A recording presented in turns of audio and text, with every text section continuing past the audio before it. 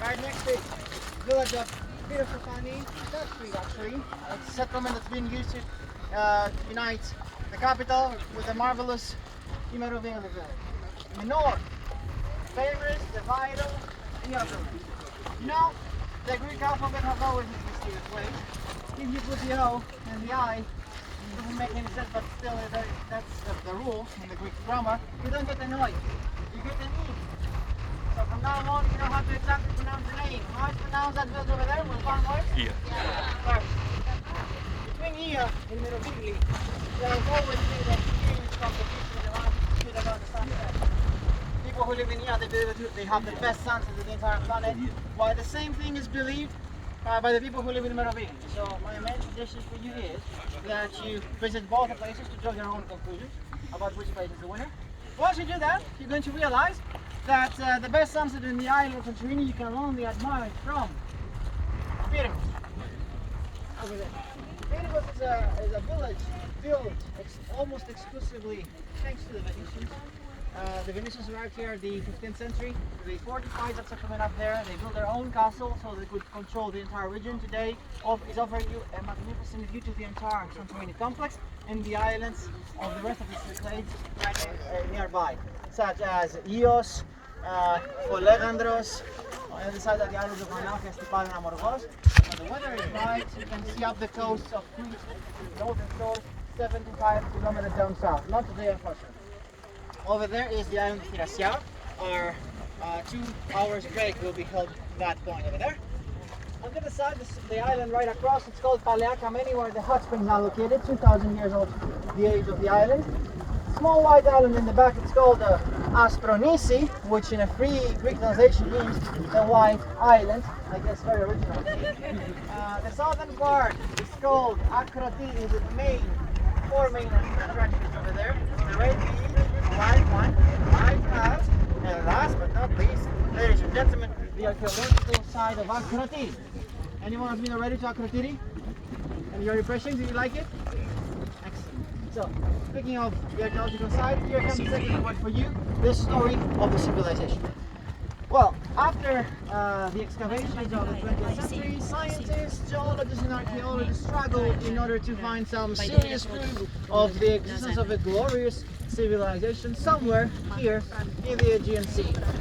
Guess what? If you go to Akrotiri, you're going to witness with your own eyes houses, ruins of houses, weapons, knives, tools, jewelry, pottery, indoor plumbing, all of that more than 5,000 years old. And these are the proofs of the existence of a glorious civilization here, a very advanced civilization that through army, ginormous fleet, an unbelievable commercial network, they were able to control the entire eastern Mediterranean Sea. They were on the verge of creating their own empire. Nothing could beat them, except of course, Mother Nature. If you visit Akrotiri, you will find out that until today, scientists and archaeologists were not able to find not a single human bone. No bones, no skeletons throughout the excavations. So that raises the question, what happened to the people? And the answer is simple. The people that they were living in this island, they were well aware of living by an over-time bomb. The volcano was about to provoke one of the mightiest volcanic eruptions in history. Guess what? They did, it did, and the people already knew that. So what did they do? They organized and performed one of the first evacuation plans in history. They quickly ran into the boat just before the volcano was erupting, and they tried to sail across the Aegean to save their lives. The majority of the fleet made the right decision. They sailed across the Aegean towards south to reach the northern coast, the source of Crete, where the other great civilization of that time, the Minoan one, was prospering, who asked help from their allies. That was the best thing to do, a very good evacuation plan, a very efficient evacuation plan, not a perfect evacuation plan, because they underestimated the 3 catastrophic consequences of a mega volcanic eruption. Moments after the minor eruption took place in the area, a cloud of smoke rose, covered the entire region here like a veil. It was impossible to see where to navigate the ship. So about 20% of the fleet was crushed into to the rocks and died this way. 50% of the fleet was annihilated by a pyroclastic flow, a pyroclastic wave with temperatures between 600 and 700 degrees Celsius. Turned instantly into ashes, half of the fleet. And the rest of the people that they were still sailing and they were next to the coast of Crete, 1 or 2 nautical miles away, and they were thinking, okay, shit happens in life, we're going to continue our lives in Crete now. It was just like that. It wasn't just like that, because on the way down to Crete, they heard behind them a powerful noise. They turned around and they saw a series of heights, tsunamis of heights from 40 to 50 meters, getting with an enormous speed over the boats and the northern coastline. So these tsunamis hit actually 2 birds with 1 stone, because they completely destroyed this civilization right here, and it was the responsible phenomenon for the start of the complete downfall of the Minoan civilization that collapsed 3 centuries after that.